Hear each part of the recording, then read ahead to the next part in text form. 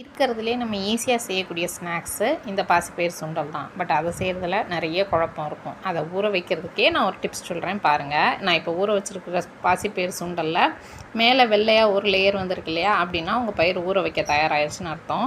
இதை நல்லா கழுவி களைஞ்சி ஊற்றிட்டு தேவையான அளவு உப்பு சேர்த்து 1/4 டம்ளர் மட்டும் தண்ணி சேர்த்துட்டு குக்கரில் தண்ணி சேர்த்து அதில் இந்த பாசிப்பயிறு போட்டதை உள்ளே வச்சு நீங்கள் கரெக்டாக 2 விசில் மட்டும் விட்டுடுங்க. பாருங்கள், தண்ணியே இல்லாமல் அருமையாக உங்கள் பாசிப்பயிறு சுண்டல் ரெடி ஆயிடுச்சு.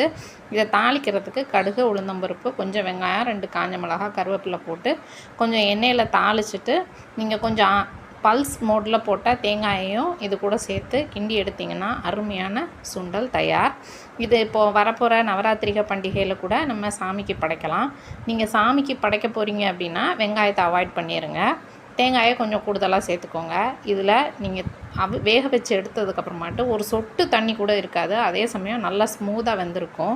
இதை உங்கள் வீட்டில் இருக்கிறவங்களுக்கு நீங்களும் செஞ்சு கொடுத்து நீங்களும் சேர்ந்து சாப்பிட்டு என்ஜாய் பண்ணுங்கள்.